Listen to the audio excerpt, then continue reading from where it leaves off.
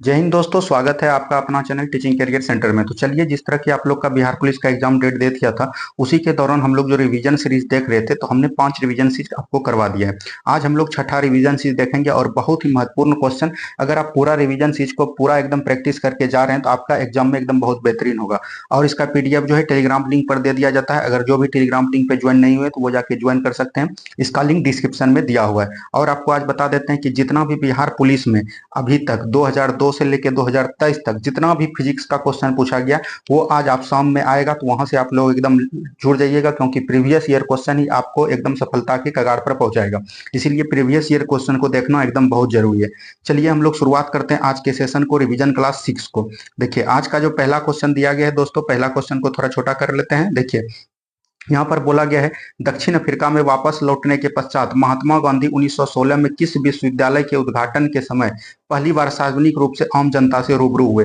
देखिए, महात्मा गांधी जो भारत से दक्षिण अफ्रीका से भारत कब आए, तो याद रखिएगा ये आए 1915 में। कब आए? 1915 के 9 जनवरी 1915 को आया। और 9 जनवरी को हम लोग क्या मनाते हैं? प्रवासी दिवस मनाते हैं।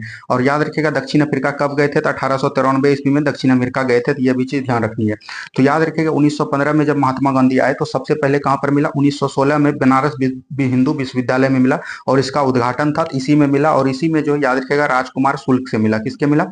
राजकुमार शुल्क से मुलाकात हुआ। और इसी ने जो है चंपारण चंपारण आने के लिए आमंत्रित किया। यह भी चीज आपको ध्यान रखना है। तो ऑप्शन नंबर सी बिल्कुल राइट आंसर आपका हो जाएगा। ठीक है, चलिए बढ़ते हैं हम लोग अगले प्रश्न की तरफ। नेक्स्ट क्वेश्चन को ध्यान से देखिए, यहाँ पर से क्या बोला गया। नेक्स्ट क्वेश्चन दोस्तों यहाँ पर दिया गया है, भारत में हरित क्रांति का जनक किसे माना जाता है? तो आपको पता है भारत में हरित क्रांति का जनक किसे माना जाता है? ये आपका जो है बिहार पुलिस जो एग्जाम हुआ था उसमें ये क्वेश्चन पूछा गया है। ठीक है, तो ये जो भारत में हरित क्रांति का जनक माना जाता है, ये माना जाता है एस एस स्वामीनाथन को। किसको माना जाता है? एस एस स्वामीनाथन को। याद रखेगा, ये जो हरित क्रांति आया, इसने जो है गेहूं के खेत पर ज्यादा बल दिया। याद रखेगा, गेहूं की खेत में ज्यादा उत्पादन करने को देखने को मिला। यही अगर आपको विश्व में पूछेगा, ये आपका जो बिहार पुलिस पूछा था वो विश्व में पूछा था। अगर विश्व में बात करेगा तो याद रखिएगा कौन हो जाएगा? Norman Borlaug. कौन हो जाएगा? नॉर्मन बोरलॉग हो जाएगा। तो यह भी चीज एकदम आपको ध्यान रखनी है। ठीक है, चलिए यहां से ये आपका हो गया ऑप्शन नंबर सी। चलिए बढ़ते हैं हम लोग अगले प्रश्न की तरफ। नेक्स्ट क्वेश्चन को ध्यान से देखिए क्या बोला गया। नेक्स्ट क्वेश्चन है, जॉर्ज पंचम ने दिल्ली के आधिकारिक रूप से किस वर्ष ब्रिटिश भारत की राजधानी घोषित किया था? देखिए, आपको पता है कि 1905 में क्या हुआ था? बंगाल विभाजन हुआ था। कब हुआ था? 16 अक्टूबर 1905 को जो है बंगाल विभाजन हुआ था। यह भी चीज आपको ध्यान रखनी है। जब बंगाल विभाजन हुआ था तो उसी के दौरान जो है 1911 ईस्वी में दिल्ली दरबार लगा था। तृतीय दिल्ली दरबार लगा था। याद रखिएगा, अभी तक जब भी दिल्ली दरबार हुए हैं, 3 दिल्ली दरबार हुए हैं। एक हुए हैं 1877 में, दूसरा हुआ है 1903 में, और तीसरा जो हुआ है तृतीय 1911 में हुआ है। तो ये जो तृतीय दिल्ली दरबार हुआ था, इसमें जो है जॉर्ज पंचम और उसकी जो है पत्नी मेरी आई थी। तो ये भी चीज ध्यान रखिएगा। और इसने जब पूरा भ्रमण किया देश का, भारत देश का, तो इसने देखा कि सभी लोग जो आपस में टुकड़े हुए हैं। जब उसको शामिल किया गया तो बोला कि क्या है, तो यहाँ पर बंगाल विभाजन ले को ज्यादा जोर था। तो इसने क्या किया? बंगाल विभाजन को रद्द कर दिया। याद रखिएगा, बंगाल विभाजन को रद्द कर दिया। और जो है कलकत्ता की राजधानी जो उसको जो कहा कहाँ कर दिया? दिल्ली में। और उस समय कौन था? तो याद रखिएगा लॉर्ड हार्डिंग। कौन थे? लॉर्ड हार्डिंग थे। तो ये भी चीज ध्यान रखिएगा, लॉर्ड हार्डिंग। लॉर्ड हार्डिंग जब कलकत्ता से दिल्ली जा रहा था तो इस पे जो है याद रखिएगा रास बिहारी बोस के द्वारा इस पर बम भी फेंका गया था। तो यह भी चीज एकदम ध्यान रखिएगा। जिसको हम लोग क्या बोलते हैं? 1911 हो जाएगा इसका राइट आंसर। और 1912 में जो है कलकत्ता, भारत की राजधानी कलकत्ता से हटकर कहाँ बन गई? दिल्ली बन गई। तो ये भी चीज एकदम आपको ध्यान रखनी है। चलिए बढ़ते हैं हम लोग अगले प्रश्न की तरफ। नेक्स्ट क्वेश्चन को ध्यान से देखिए क्या बोला गया। यहाँ पर देखिए, शैवाल किस समूह के पौधे हैं? देखिए, शैवाल जो है ये जलीय पौधा है। क्या है? जलीय पौधा। और जितने भी जलीय पौधा होगा ध्यान रखिएगा वो किसके अंतर्गत आएगा? तो वो आएगा थैलोपेटा के। किसका आएगा? थैलोपेटा समूह के आएगा। तो यह भी चीज ध्यान रखिए, ऑप्शन नंबर डी। देखिए, शैवाल कितने प्रकार के होते हैं? शैवाल 3 प्रकार के होते हैं। शैवाल एक होता है लाल, एक होता है आपका भूरा सेवाल, और एक होता है आपका हरा सेवाल। ये तीनों एकदम आपको थोड़ा सा डिपली में जाके देखिएगा, क्योंकि ये क्वेश्चन पूछा जाएगा, एनसीईआरटी में है। लाल सेवाल को क्या बोलते हैं? रेडोफाइसी बोलते हैं। क्या बोलते हैं? रेडोफाइसी बोलते हैं। तो ये भी चीज ध्यान रखिएगा। भूरा सेवाल को क्या बोलते हैं? फियोफाइसी बोलते हैं। क्या बोलते हैं? फियोफाइसी। और हरा सेवाल को क्या बोलते हैं? क्लोरोफाइसी। क्या बोलते हैं? क्लोरोफाइसी बोलते हैं। तो ये भी चीज एकदम आपको ध्यान रखना है। तो इस तरह से सभी क्वेश्चन को देख रहा है। देखिए, सेवाल के अध्ययन को क्या बोलते हैं? फाइकोलॉजी बोलते हैं। क्या बोलते हैं? फाइकोलॉजी। तो ये सब भी बात को एकदम आपको याद रखनी है। तो यहाँ पर से क्या हो जाएगा? थैलोपेटा समूह समूह का कौन है, शैवाल। और शैवाल और कवक के अध्ययन को क्या बोलते हैं, तो याद रखिएगा शैवाल और कवक के जब मिलता है आपस में तो उसको हम लोग लाइकेन बोलते हैं। अब यहाँ पर आपका आता है ब्रायोफाइटा। ब्रायोफाइटा में ध्यान रखिएगा दोस्तों, ब्रायोफाइटा उभयचर जगत में आते हैं। जैसे आपका उभयचर जगत में आपका मेढक आ गया, धरती पर भी रहता है और जमीन पर रहता है, उसी तरह जो पौधा जितने भी होते हैं ब्रायोफाइटा समूह के अंतर्गत वो जो है जमीन पर उगते हैं और जो है थोड़ा पानी की मात्रा में भी ये उग जाते हैं, ये भी दिखिएगा। जिम्नोस्पर्म ऐसा पौधा जैसे आपका हो गया पाइनस हो गया, पाइकस का पौधा हो गया, चीड़ का पौधा हो गया, साइकस का पौधा हो गया, ये सब जिम्नोस्पर्म के अंदर आता है, ठीक है। टेरिडोफाइटा एक ऐसा समूह है जो कि पहली बार जो है ये पौधा मतलब कि स्थल पर होगा, तो ये भी चीज़ एकदम ध्यान रखिएगा। तो ऑप्शन नंबर यहाँ से क्या हो जाएगा, ऑप्शन नंबर डी। चलिए बढ़ते हैं हम लोग अगले प्रश्न की तरफ। सभी को समझ में आ रहा है, तो चलिए बढ़ते हैं हम लोग अगले प्रश्न की तरफ। नेक्स्ट क्वेश्चन देखिए, किसी रॉकेट का प्रक्षेपण किस गति पर आधारित होता है। तो किसी रॉकेट का जब प्रक्षेपण बोल दिया तो वो जो है क्या होता है, तृतीय गति नियम पर होता है, न्यूटन के तृतीय गति नियम पर होता है। तो याद रखिएगा न्यूटन बल का ऐसा ही मतलब क्या होता है, तो न्यूटन होता है। ये भी पूछ सकता है कि बल का दिखाया न्यूटन जब होता है तो इसका कभी कभी पूछ देता है दोस्तों इसका फॉर्मूला। तो याद रखिएगा केजी मीटर पर सेकंड स्क्वायर, क्या होता है, केजी मीटर पर सेकंड स्क्वायर इसका फॉर्मूला होता है। और जो देखिए न्यूटन का 3 नियम दिए, पहले नियम को हम लोग जड़त्व के नियम भी बोलते हैं अगर बोलता है, और दूसरे नियम से हमको बल का परिभाषा मिला है जिसको कि बोलते हैं F बराबर m है, क्या बोलते हैं, F बराबर m है। और तीसरा नियम क्या बोलता है कि मतलब क्रिया के विपरीत प्रतिक्रिया, ठीक है, अगर आप जितना तरफ से इधर से बल लगाते हैं विपरीत प्रतिक्रिया से भी उतना ही बल लगेगा, ये बोलता है ऑप्शन डी। और रॉकेट जो उड़ता है जितना ऊपर जाता है उतना जो है नीचे भी छोड़ता है, तो ऑप्शन नंबर डी बिल्कुल राइट आंसर आपका हो जाएगा। सभी को समझ में आ गया। इसका पूछ सकता है आपका बिहार पुलिस, थोड़ा सा फिजिक्स डीपली में जाके पूछता है इसका, अगर बीमा पूछेगा यानी कि तो इसका बीमा क्या हो जाएगा, ध्यान रखिएगा, इसका हो जाएगा एम एल और सेकंड का हो जाएगा टी और ऊपर जाएगा तो -2, MLT -2 होता है बल का न्यूटन का मतलब कि बोल सकते हैं बीमा। तो ये चीज़ ध्यान रखिएगा। और आपका फिजिक्स जो है आज हम बहुत ही अच्छे तरीके से आपको बताने का प्रयास करेंगे, बहुत ही अच्छा सेशन होगा, इसमें लगभग 150 क्वेश्चन आएगा। और जो है जितने भी क्वेश्चन पूछे गए बिहार पुलिस में वो टोटल क्वेश्चन हम आपको एकदम रूबरू करवाएंगे शाम में। तो चलिए आज के सेशन को हम लोग फिर से नेक्स्ट क्वेश्चन की तरफ से बढ़ते हैं। अभी तक हमने प्रीवियस ईयर पूरा करवा दिया दोस्तों, अगर प्रीवियस ईयर आपने नहीं देखा है तो बहुत ज़्यादा मिस्टेक कर रहे हैं। प्रीवियस ईयर क्वेश्चन को देखिए, प्रीवियस ईयर क्वेश्चन से डायरेक्ट क्वेश्चन वो पूछा जाता है, 30 से 40 क्वेश्चन आपको डायरेक्ट मिल जाएगा। अभी तक ने हम आपको हिस्ट्री पूरा करवा दिया, पॉलिटी करवा दिया, बायोलॉजी पूरा करवा दिया है, ज्योग्राफी करवा दिया है, अभी आपका बचा है केमिस्ट्री और फिजिक्स। केमिस्ट्री और फिजिक्स करवाने के बाद जो है आपका हमने क्या करवा देंगे, विश्व भूगोल करवा देंगे और आपका जो अर्थशास्त्र बचा है दोनों करवा देंगे। उसके बाद जो है आपका मैराथन चलेगा जिसका भी 7 तारीख का एग्जाम है। तो चलिए जो भी अभी तक चैनल में नहीं जुड़े प्लीज चैनल में जुड़ जाइए, आपके लिए बहुत ज़्यादा फायदा होगा। अब देखिए यहाँ पर है नारियल की छाल का निर्माण किस उत्तक के हुआ। देखिए नारियल का छाल जो है मजबूत होता है, जब भी मजबूत की बात आएगा तो वो उसको हम लोग क्या बोलते हैं, दृढ़ उत्तक, क्या बोलते हैं, दृढ़ उत्तक बोलते हैं। तो यह भी चीज़ ध्यान रखिएगा, दृढ़ उत्तक को इंग्लिश में क्या बोलते हैं, स्क्लेरेनकाइमा, क्या बोलते हैं, स्क्लेरेनकाइमा। तो ऑप्शन नंबर बी बिल्कुल यहाँ से राइट आंसर आपका हो जाएगा। स्क्लेरेनकाइमा याद रखिएगा मृत उत्तक है, क्या है, मृत उत्तक है, तो यह भी चीज़ ध्यान रखिएगा। यह जो है मोटाई को बढ़ाता है। एक होता है कोलेनकाइमा, क्या होता है, कोलेनकाइमा। कोलेनकाइमा का हिंदी होता है दोस्तों स्थूल कण, क्या होता है, स्थूल कण, यह भी ध्यान रखिएगा। स्थूल कण करने का मतलब कोलेनकाइमा का ये मतलब हुआ कि मतलब कि किसी भी वृक्ष पर जो है चढ़ के, मतलब कि मान के चलिए कि आपका कद्दू का लत है, किसी वृक्ष पर चढ़ गया, यानी शाकीय पौधा किसके अंतर्गत आते हैं, कोलेनकाइमा के अंदर आते हैं। यहाँ पर है जाइलम उत्तक और फ्लोएम उत्तक। जाइलम और फ्लोएम याद रखिएगा ये दोनों जटिल उत्तक है, इसको हम लोग संवहन उत्तक भी बोलते हैं। और स्क्लेरेनकाइमा पैरेन्काइमा और जो है कोलेनकाइमा ये सब जो सरल उत्तक में आते हैं। जाइलन का काम क्या है, मतलब कि पौधे में जो है जल और खनिज लवण का उत्प्रेरण करना किसके द्वारा होता है, जाइलम के द्वारा।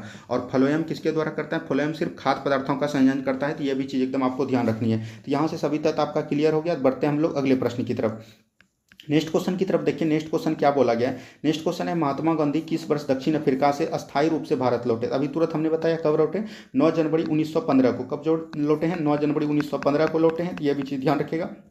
और दक्षिण अफ्रीका कब गए थे, तो 1893 ईस्वी में गए थे। तो ये भी कई बार एग्जाम पूछ चुका है। तो 9 जनवरी 1915 को लौटा। उस दिन हम लोग क्या मनाते हैं, प्रवासी दिवस मनाते हैं। कब मनाते हैं, प्रवासी दिवस उसी दिन मनाते हैं। तो ये भी चीज़ ध्यान रखिएगा।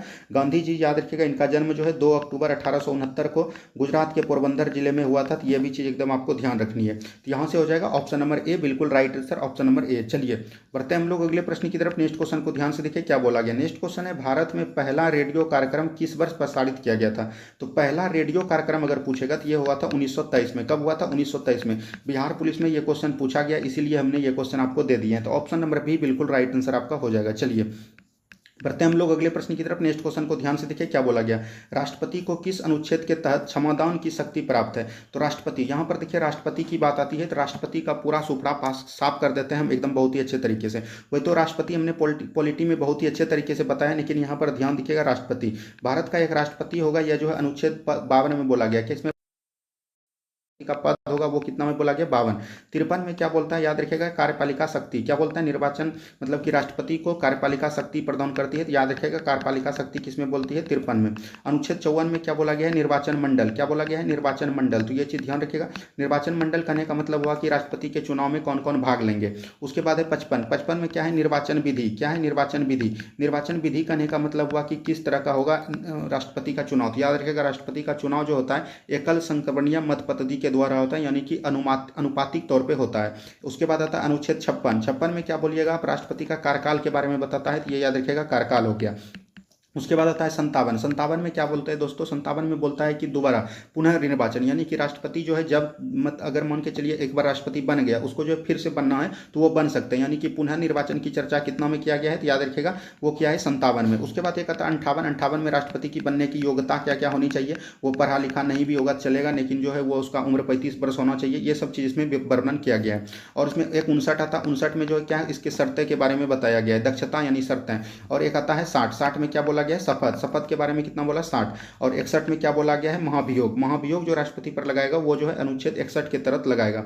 इसके बाद आता है एक अनुच्छेद 62 में क्या बोला गया कि अगर राष्ट्रपति का पद खाली होता है तो उसको 6 महीने में भरने की उसको परिकल्पना की जाए। और एक आता है अनुच्छेद 72 में जो है याद रखिएगा यहाँ पर से ये पूरा राष्ट्रपति का हमने करवा दिया, अगर आपको स्क्रीनशॉट लेना तो ले लीजिएगा, नहीं तो हम अगर आपको पूरा और डिटेल में पढ़ना है तो हमने पूरा पॉलिटी का प्रीवियस ईयर करवाया, वहां जाके आप दे सकते हैं। अब देखिए हम अनुच्छेद 72 की बात करेंगे, तो अनुच्छेद 72 में राष्ट्रपति को क्षमादान की प्राप्ति है, किसे, राष्ट्रपति को क्षमादान की प्राप्ति है। राष्ट्रपति जो है कई तरह से क्षमादान प्राप्त करते हैं, याद रखिएगा लघुकरण हो गया आपका, मतलब कि क्षमा हो गया, विराम हो गया, ये सब तरह से करते हैं। तो 72 में क्या बोला,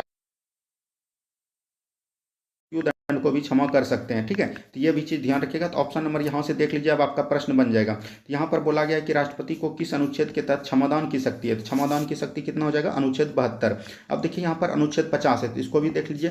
कार्यपालिका और जो है न्यायपालिका पृथकीकरण जो बोला गया अनुच्छेद 50 में। अनुच्छेद 127 में क्या बोला गया, राष्ट्रपति जो अध्यादेश जारी करता है, क्या बोलता है, राष्ट्रपति जो अध्यादेश जारी करता है, ये याद ध्यान रखिएगा, ये जो अनुच्छेद 23 के तहत ध्यान करते हैं, जारी करते हैं। अध्यादेश कब जारी करता है, जब जो है संसद के सत्र मतलब कि आहूत में नहीं हो, मतलब कि सत्र जो है जब विफल हो जाएगा, जो लोकसभा और राज्यसभा दोनों नहीं हो सत्र में, तब जो है राष्ट्रपति अध्यादेश जारी करते हैं। अनुच्छेद 65 में क्या बोला गया है कि जब राष्ट्रपति जो है पद पर नहीं रहेगा तो उसके जगह पे उपराष्ट्रपति पद का निर्वहन करेंगे, तो ये चीज बोला गया अनुच्छेद 65 में। तो यहाँ से सभी टॉपिक को हमने आपको क्लियर करवाया। चलिए बढ़ते हैं हम लोग अगले प्रश्न की तरफ। नेक्स्ट क्वेश्चन को ध्यान से देखिए क्या बोला गया।